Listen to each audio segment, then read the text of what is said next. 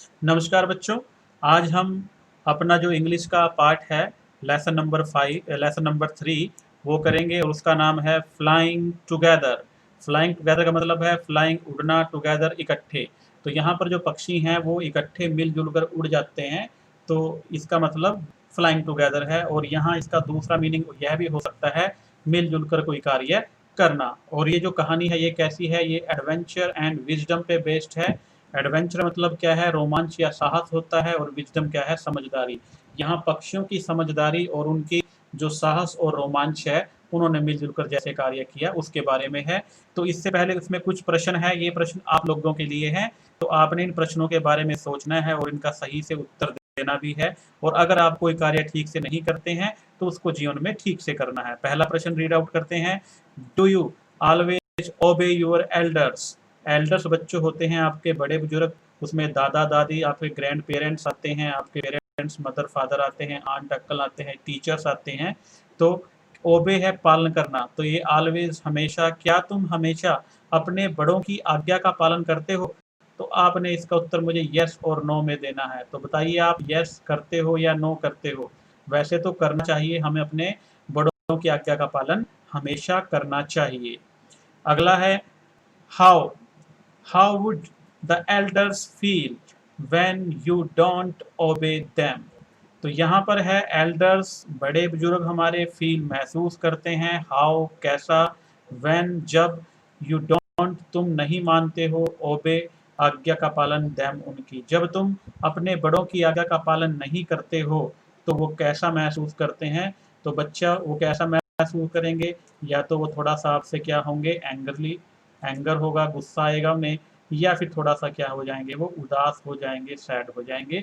तो उन्हें गुस्सा भी आ सकता है, कई बार कोई ज़रूरी कार्य है आप मना करते हो, गुस्सा हो सकते हैं, या क्या हो सकते हैं, वो उदास हो सकते हैं। क्योंकि कई बार हमारे जो बड़े बुजुर्ग हैं वो किसी कार्य के लिए कहते हैं और आप नहीं करते हो तो वह उदास हो जाते हैं कि ये मेरा कहा नहीं मानता। तो बच्चों आपने हमेशा ही अपने जो बड़े बुजुर्गों का कहना मानना है। देखते हैं ये है हाउ मच टाइम।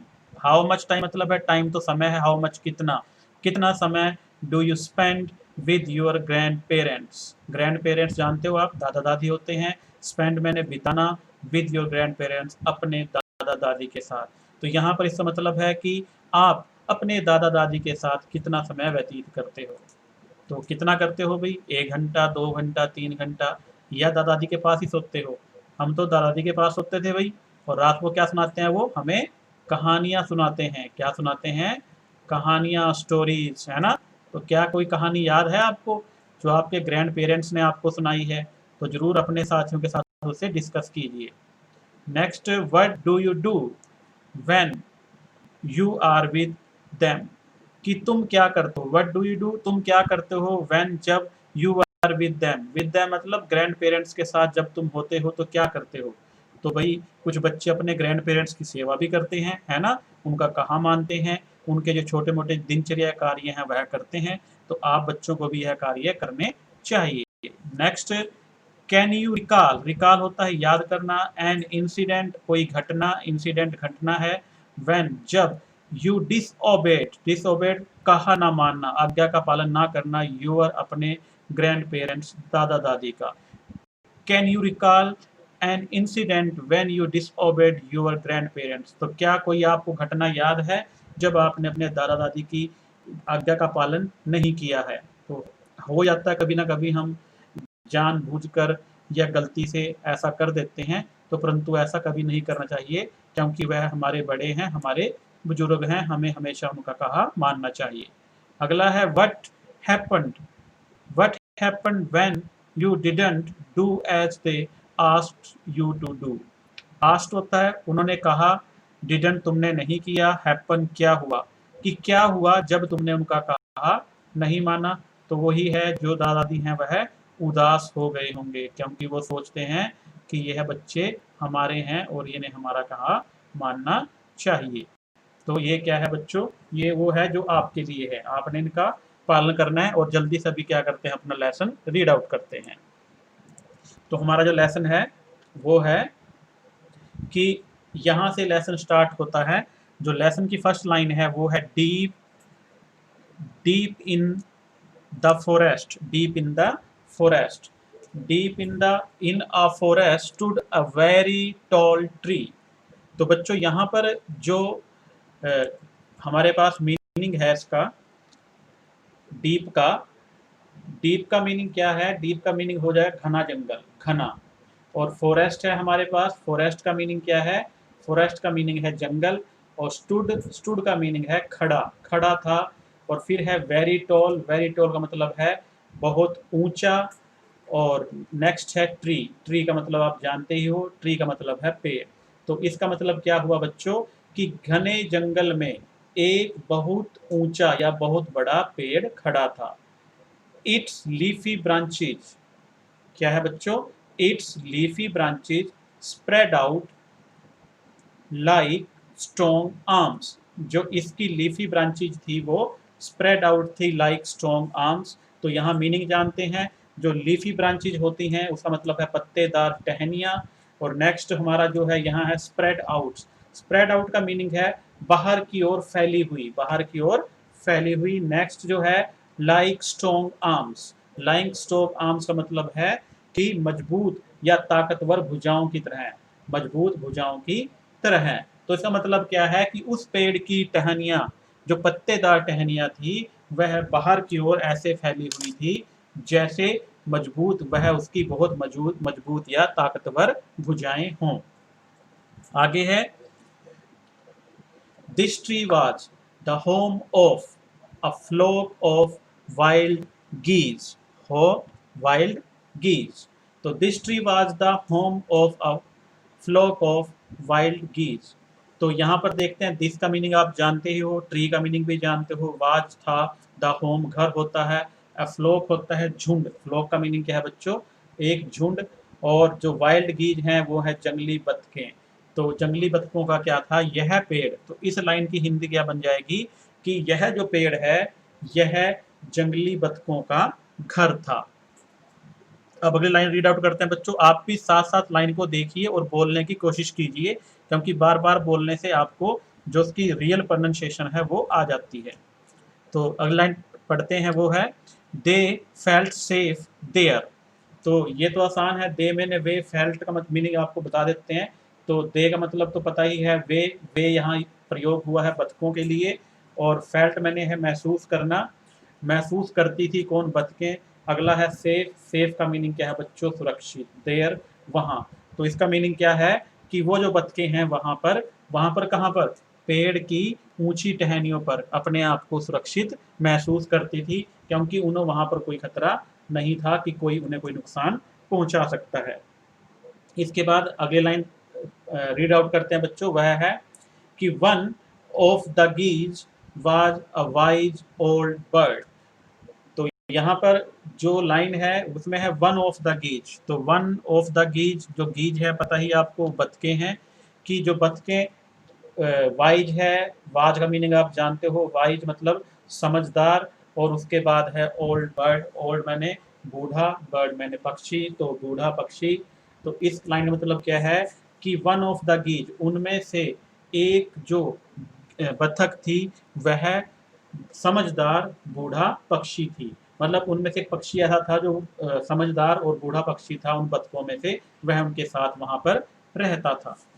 अगली लाइन देखिए बच्चों, अगली लाइन क्या है? ही noticed a small creeper at the front of the tree.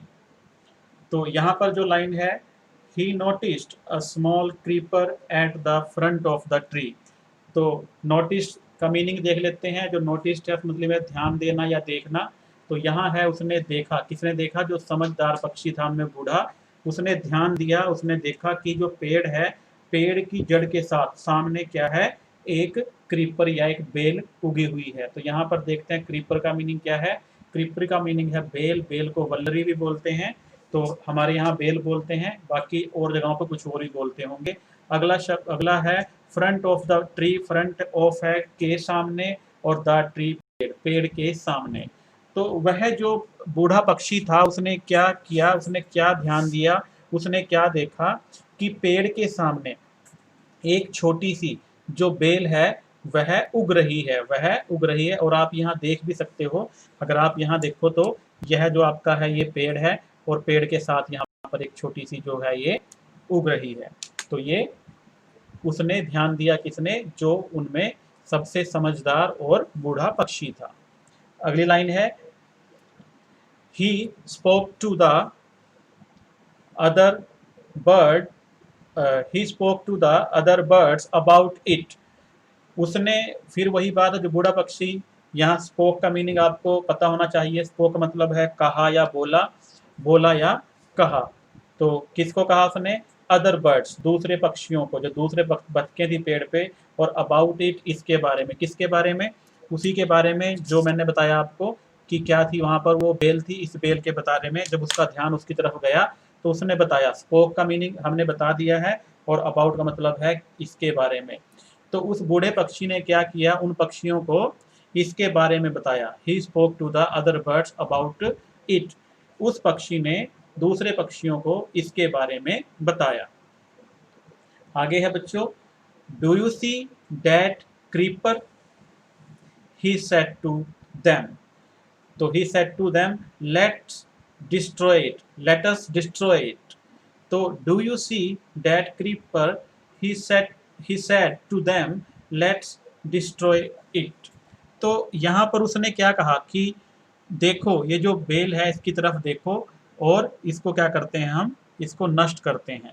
तो उसने क्या कहा? डू यू सी, कि क्या तुम देख रहे हो, या क्या तुम देख सकते हो, क्या तुमने देखा? डैट क्रीपर, डैट क्रीपर का मतलब है उस बेल को जो नीचे उग रही है, उस बेल को। ही सैड, उसने कहा। किसको कहा? बूढ़े पक्षी ने कहा। किनको? दूसरे पक्षियों को। देम, दूसरे पक्षियों को। फिर आगे है, लेट अस, आओ हम मिलजुल कर, और डिस्ट्रॉय इट, इसे नष्ट कर देते हैं, इसे नष्ट कर देते हैं। तो उस बूढ़े पक्षी ने कहा कि क्या तुम उस बेल को देख रहे हो? आओ उस बेल को नष्ट कर देते हैं। यह बूढ़े पक्षी ने जो दूसरे पक्षी थे पेड़ पर, उनको कहा। आगे जो है वो देखते हैं, why must we destroy it, asked the geese in surprise. तो सरप्राइज मतलब, सरप्राइज में उन्होंने कहा, क्या कहा? कि वाई मस्ट, पहले वाई मस्ट में याद है, वाई क्यों, मस्ट चाहिए, हमें क्यों चाहिए। तो वाई मस्ट क्यों, और मस्ट का मतलब चाहिए है, वाई क्यों। डिस्ट्रॉय मतलब नष्ट करना, यह ऊपर भी आया शब्द पहले। और अगला शब्द है आस्क्ड, कहा या पूछा। The geese in surprise, surprise होता है आश्चर्य के साथ, आश्चर्य से। तो जो दूसरी बतखों ने कहा, उन्होंने आश्चर्य से कहा बूढ़े पक्षी को कि हमें इस बेल को क्यों नष्ट करना चाहिए। दूसरे पक्षियों ने आश्चर्य के साथ पूछा। तो जब बूढ़े पक्षी ने पक्षियों को वह बेल को नष्ट करने के लिए कहा, तो दूसरे पक्षियों ने क्या कहा कि हमें इस बेल को क्यों नष्ट करना चाहिए। तो उन्होंने आश्चर्य के साथ पूछा। फिर क्यों भाई, इसका आगे कह रहे हैं वो, इट इज सो स्मॉल, कि यह क्या है? बहुत छोटी सी है। वट हार्म, क्या नुकसान? कैन इट डू, कैन सकती है, इट डू, यह, डू मैंने करना, कि यह क्या नुकसान कर सकती है। तो it is so small, small का मतलब है इतनी छोटी सी है, सो स्मॉल मतलब इतनी छोटी सी। वट क्या, और आगे है हार्म, हार्म का मतलब है हानि, नुकसान। और कैन इट डू, यह कर सकती है। तो उन्होंने कहा कि यह बहुत छोटी सी बेल है, यह हमारा क्या नुकसान करती है, यह हमें क्या हानि पहुंचा सकती है। फिर आगे लाइन है, यह है, my friends replied the wise old bird. बूढ़े पक्षी ने कहा, that little creeper will soon grow. तो उसने क्या कहा कि ये जो छोटी सी बेल है, इट विल सून ग्रो, या जल्दी बड़ी हो जाएगी।